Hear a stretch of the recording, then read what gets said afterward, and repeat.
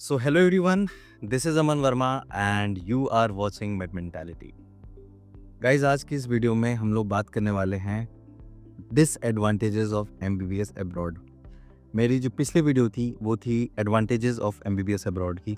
अगर आपने वो वीडियो नहीं अभी तक देखी है तो आप उसे देख सकते हैं, जो कि इधर आई बटन या तो डिस्क्रिप्शन बॉक्स में उसका मैं लिंक दे दूंगा, आप वहाँ से चेक कर लेना।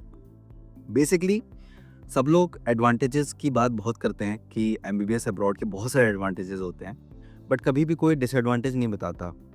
मेनली इंडिया में वैसे मिथ है, जो कि बहुत सारे लोग मानते ये हैं कि अब्रॉड से जो बच्चे पढ़ते हैं, जो भी बच्चे अब्रॉड से अपने एमबीबीएस करते हैं, वो अपने लाइफ में एक अच्छे डॉक्टर नहीं बन पाते। और कहीं ना कहीं ये चीज़ रिफ्लेक्ट होती है आपकी एफएमजी के रिजल्ट्स पे। जब एक साथ 30 से 40 हज़ार बच्चे एफएमजी के एग्ज़ाम देते हैं और उसमें मात्र 10,000 या उससे भी कम 8,000 या 9,000 के आसपास बच्चों का सिलेक्शन होता है, तो आज इन सारी चीज़ों के ऊपर हम अपना जो है एक पॉइंट ऑफ व्यू मैं एटलीस्ट अपना देना चाहता हूँ, जिससे आप अपना जो ये डिसीज़न होगा आपका एमबीबीएस अब्रॉड का, आप उसको एक सही तरीके से देख के समझ के चूज़ करें।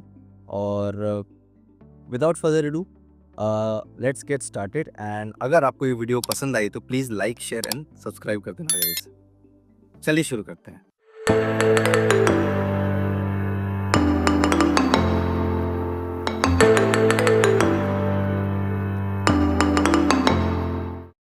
एमबीबीएस अब्रॉड में जो सबसे पहला आपका जो डिसएडवांटेज होता है वो होता है लैंग्वेज बैरियर का। जी हाँ, लैंग्वेज बैरियर। जैसे countries like Russia, Kazakhstan, Kyrgyzstan, Uzbekistan, Georgia, ठीक है, ये ऐसी सारी कंट्रीज़ हैं जहाँ पे अगर आप जाओगे तो सबसे पहले वो कंट्री एक डिमांड रखती है आपके सामने कि आपको हमारी लैंग्वेज भी आनी चाहिए। उसके लिए वो पर्टिकुलरली करते ये हैं कि वो अपने करिकुलम में उस लैंग्वेज को ऐड करवा देते हैं, ठीक है। तो अभी मैं फ़िलहाल रशिया में पढ़ रहा हूँ, मेरा सेकेंड ईयर है। I am a second year student at Samara state medical university which is located in Samara, and this Samara city is located in Russia. तो यहाँ पे भी जो हमारा करिकुलम है एमबीबीएस का, उसके अंदर रशियन लैंग्वेज को एज अ सब्जेक्ट पढ़ाया जाता है, ताकि हम जब हम अपने फर्दर ईयर्स में जाएं, जब हम एक third year, fourth year, fifth year में जब जाएं, तो वहाँ हम जब हॉस्पिटल ड्यूटीज़ पे जब जाएंगे तो वहाँ हम पेशेंट से डील कर सकें। इस चीज़ के लिए हमें रशियन लैंग्वेज सिखाई जाती है। बट ये एक बैरियर है। क्यों है? बिकॉज इसे सीखना थोड़ा सा टफ रहता है, ठीक है। कुछ लोगों के लिए इजी भी हो सकता है, कुछ के लिए बहुत ज़्यादा टफ हो सकता है, क्योंकि बेसिकली अगर देखा जाए कि पूरे रशिया में, मैं अगर पर्टिकुलरली आपको रशिया के बारे में बताऊं, तो यहाँ पे किसी को भी इंग्लिश नहीं आती। बहुत कम ऐसे लोग आपको मिलेंगे जिन्हें इंग्लिश आती है और समझ में भी आती है। बट मैक्स टू मैक्स जो पॉपुलेशन है यहाँ का, उन्हें इंग्लिश नहीं आती, उन्हें सिर्फ अपनी लोकल लैंग्वेज जो कि उनका है रशियन लैंग्वेज, वही आता है। तो लैंग्वेज एक बहुत बड़ा बैरियर बन जाता है, ठीक है। और ये आपको फेस करना पड़ेगा। तो अगर आपको इससे मतलब छुटकारा पाना है तो सिंपल सोल्यूशन एक ही है, आपको लैंग्वेज आना चाहिए। करिकुलम में हम लोग एक इंग्लिश मतलब जो पूरी हमारी पढ़ाई होती है वो इंग्लिश मीडियम में होती है, ठीक है। बट फिर भी ये लोग चाहते हैं कि हम इनकी लैंग्वेज को जानें, समझें और इम्प्लीमेंट करें अपने लाइफ में, ठीक है। तो ये एक बहुत बड़ा जो है एक बैरियर बन जाता है सबके लिए। सेकंड डिसएडवांटेज क्या है एमबीबीएस अब्रॉड का? Recognition of a degree.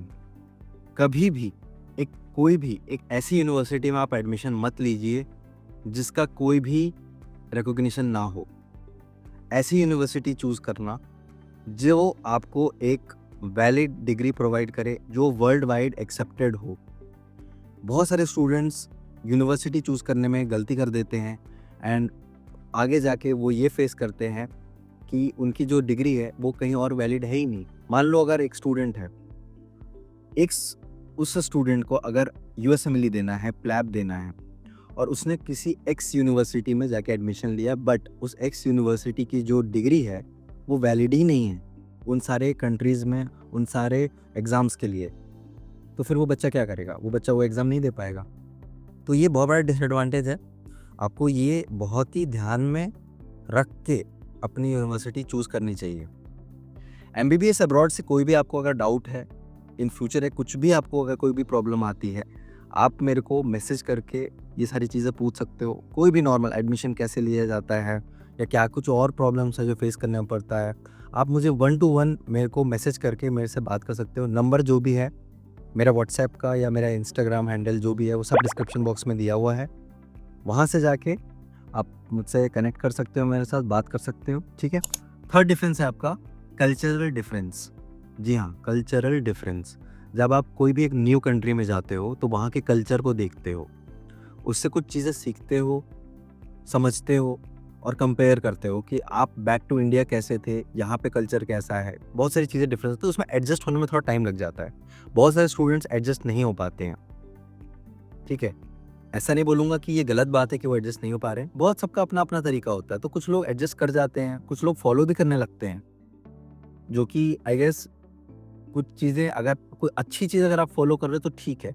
लेकिन अगर आप कोई चीज़ गलत फॉलो कर रहे हो, किसी कल्चर कोई ऐसा कल्चर आप फॉलो करने लग रहे हो जो आपको नहीं सिखाया गया या वो आपको सूट नहीं करता, लेकिन फिर भी आप ज़बरदस्ती वो चीज़ कर रहे हो, तो ये चीज़ सही नहीं है, ठीक है।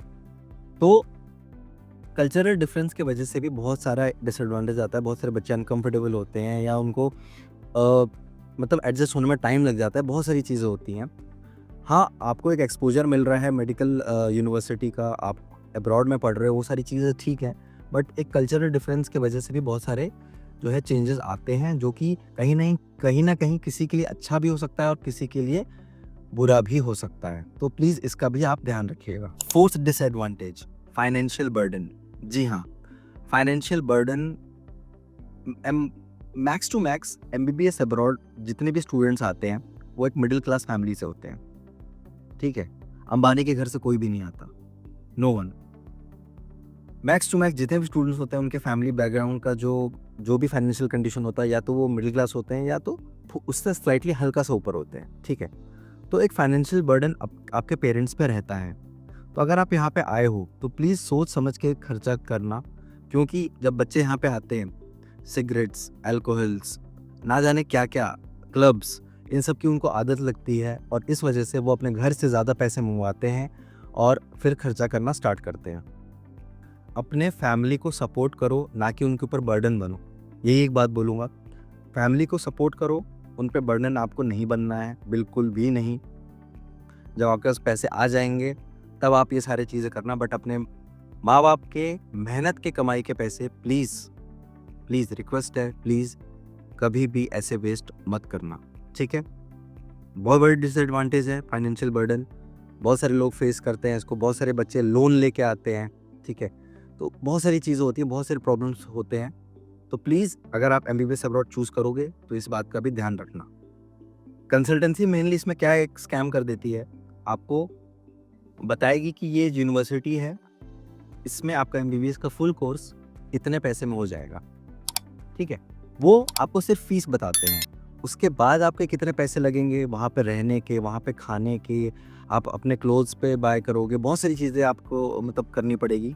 इन सब चीज़ों का खर्चा वो लोग कभी भी नहीं बताते हैं, ठीक है। चीपेस्ट यूनिवर्सिटी अंडर 25 लैक्स ऐसे बोल के आपको बेच देंगे यूनिवर्सिटी, बट आपको वहाँ पे उनसे ये पूछना है कि भैया हमारा टोटल खर्चा बताओ, कि हम अपने पर्सनल एक्सपेंस को अगर जोड़ें तो ये टोटल बजट कितने का आएगा। तब आपका वो एग्जैक्ट फिगर आएगा और तब आप अपना ये जो है प्लानिंग एमबीबीएस अब्रॉड का करना, ठीक है। कोई बताता नहीं है, बता रहा हूँ, समझो। एडवांटेजेस नंबर 5, फिफ्थ पॉइंट ये है क्लिनिकल एक्सपोजर। भाई क्लिनिकल एक्सपोजर के बारे में लोग बहुत ज़्यादा बात करते हैं कि इंडिया से ज़्यादा अच्छा क्लिनिकल एक्सपोजर है यहाँ पे। देखो इंडिया को अगर कंपेयर करें तो इंडिया में प्रैक्टिकली देखें तो इंडिया में ज़्यादा प्रैक्टिकल एक्सपोजर है एज़ कम्पेयर टू रशिया, ठीक है। यहाँ पे क्लिनिकल एक्सपोजर थोड़ा कम है, मिलता ज़रूर है लेकिन थोड़ा सा कम है। बहुत सारी चीज़ आपको बताई जाएंगी, यहाँ पे ये मशीन है, यहाँ पे ये मशीन है, या कोई इंडिया में नहीं मिलेगी। हाँ है, लेकिन एक्सपोजर बहुत कम है, क्योंकि पहली बात आप एक इंटरनेशनल स्टूडेंट हो, आपको लैंग्वेज अच्छे से नहीं आती। तो अगर आप पेशेंट से अगर आपको इंटरेक्ट करवाएंगे भी तो आप बोलोगे क्या उसे, आपको लैंग्वेज ही सबसे पहले नहीं आती। आपका पहला बैरियर ही लैंग्वेज बैरियर था, पहला डिसएडवांटेज ही ये है। तो क्लिनिकल एक्सपोजर कौन सा? हॉस्पिटल्स विजिट्स ज़रूर करवाते हैं, वहाँ पे पेशेंट्स को दिखाते ज़रूर हैं, थोड़े बहुत प्रैक्टिकल्स ज़रूर करवाते हैं, लेकिन जो इंडिया में होता है और जो यहाँ पे होता है उसमें ज़मीन आसमान का फ़र्क है। 6th point, home sickness. First year के स्टूडेंट्स आते हैं और आने के 1-2 महीने तक उनका मतलब ऐसा हाल रहता है कि मतलब घर वालों की याद आ रही है, बच्चे रो रहे हैं, मुझे वापस घर जाना है, मुझे अच्छा नहीं लग रहा, मुझे समझ में नहीं आ रहा, यहाँ पे इतनी हरियाली नहीं है, पूरा टाइम बर्फ़ गिरता रहता है, बहुत सारी चीज़ें होती हैं, बहुत रोते हैं बच्चे। लेकिन सून एक टाइम आता है कि बच्चे यहाँ पे अडैप्ट हो जाते हैं, उनके दोस्त बन जाते हैं, फैमिली जैसा एक ग्रुप बन जाता है सबका, एंड फिर उसी में वो लोग रह के, खा पी के, साथ में हँसी मज़ाक करते-करते उनका टाइम कट जाता है। होम सिकनेस बहुत बड़ी प्रॉब्लम होती है, बहुत सारे स्टूडेंट्स जो हैं एडजस्ट कर लेते हैं इस चीज़ के बाद, मतलब एक ऐसा टाइम भी आ जाता है कि वो घर वालों से भी बात नहीं करते। 4 दिन, 5 दिन, 6 दिन हो गए, घर वालों से बात ही नहीं किया, ऐसा भी टाइम आ जाता है। और कुछ स्टूडेंट्स ऐसे होते हैं जो बेचारे मतलब रोज़ करते हैं, 1 घंटे, 2 घंटे, 3 घंटे तक अपने फैमिली से बात करते रहते हैं, क्योंकि उनके अंदर से वो जाता नहीं है, उनको याद आती रहती है कंटिन्यूअसली, या तो वो कुछ ना कुछ सोच के रोज़ आते हैं।